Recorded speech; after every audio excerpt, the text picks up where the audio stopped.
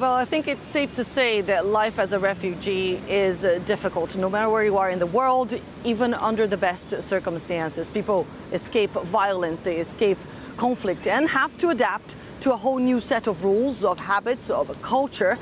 Here in Lebanon, it has been no different. Syrians have had to adapt to a very complicated, a very complex scenario. They, for example, can't move freely around the country. They can't access certain jobs, nor certain public parks, and local cemeteries often refuse to bury Syrian bodies, citing lack of space.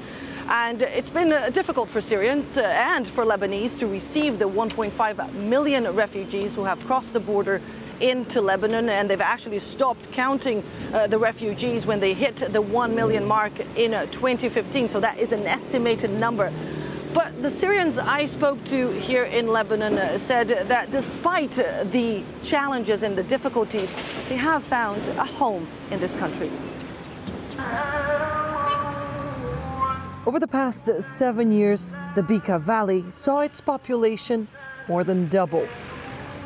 An estimated 500,000 people who crossed the border to escape war in neighboring Syria have made this place their home. Some have been here so long, they have no memory of the country of their birth. 7 years. So, does he remember Syria? Lebanon has received more refugees per capita than any other country in the world. According to international actors on the ground, the country's difficult past is at least part of the reason why the Lebanese are so prone to help. People are actually very careful about anything that has to do with conflict. People know what conflict is, and people try not to cross the red lines. And I don't think in 60 years of history in UNHCR we have seen anything like this. Everything being taken into account, I think Lebanon authorities have done a pretty good job in dealing with a very, very difficult situation, and they need to be praised about that. Riyad Sawan is among the local authorities who have been heavily involved in receiving Syrians in the Bekaa Valley. He says welcoming those in need is not a job, but a moral obligation. As a human being, I feel for them. You see how they live, you feel their pain when you visit them.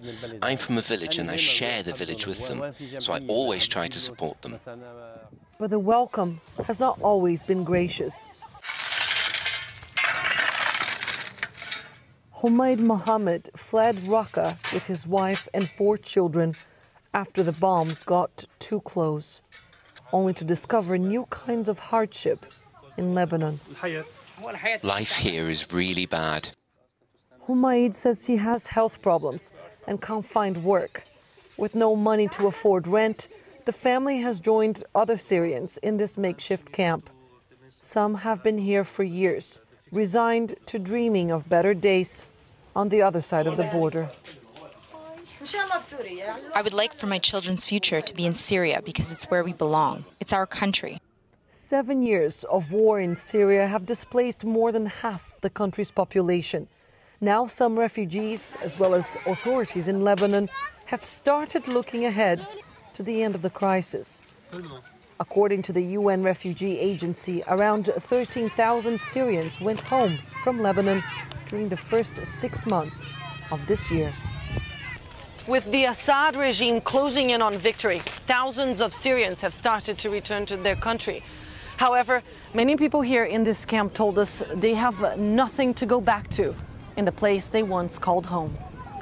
I prefer to live in this tent than going back and standing on sand. Mariam Al-Omar says the risks outweigh her desire to see Syria again.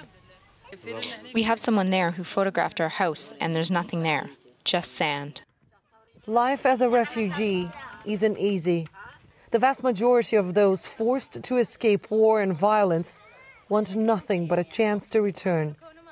But for Syrians, that moment has been 7 years in the making, and many in Lebanon say they're not ready to risk the little they have found here on this side of the border.